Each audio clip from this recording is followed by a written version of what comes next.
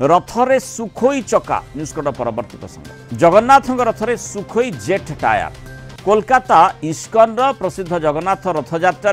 48 वर्ष पर एभली चक परिवर्तन होगा जाऊँगी चलित थर रूसर सुखोई फाइटर जेट टायर व्यवहार हेब सुखोई फाइटर जेट्र टेक ऑफ स्पीड आम जाने 280 किलोमीटर अधिक तेज जगन्नाथ रथर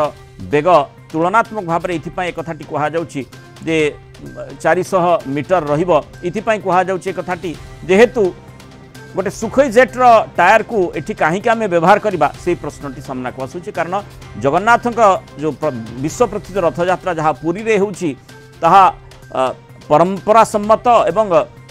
ता पछरे किभली भाव रथ निर्माण करा जिवो केउ प्रकार माने सेठी व्यवहार करा जिवो चक से संपर्क में मध्य संस्कृति रही नीति निर्धारण भी पूर्वर करा जायछि सेही आधार सबकिछि हेबा कथा किंतु एठी जुगाड़र कथा नुहे एठी जुगाड़र कथा जेहेतु आसुछि सेहिथिपाई ए प्रकार तुलनात्मक चित्र सामना को आसीछि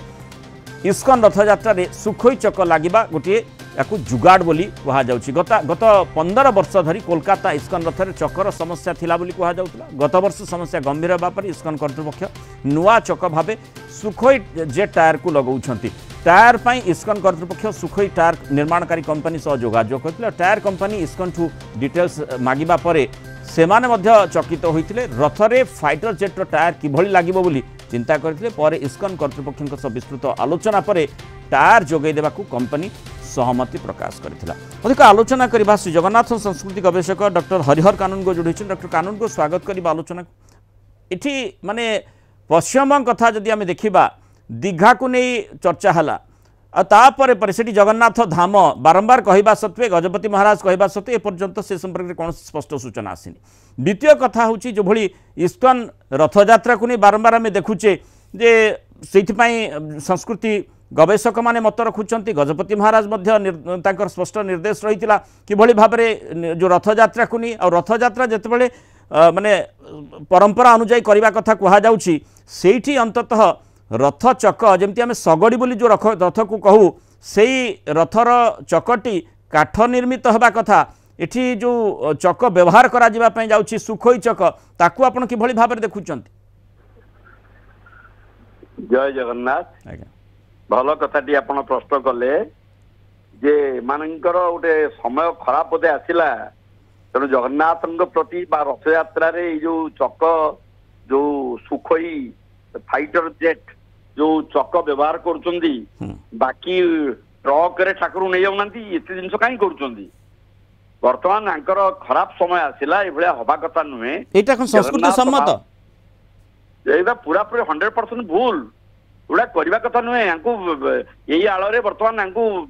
टोटाली बंद करा दरकार तो रथयात्रा करी माने मुक्तिमंडप संगीत पंडित सभा रही तो अंतत पचार कथा संस्कृति गवेषक मान पचार कथा ना निजे निजे निष्पत्ति ने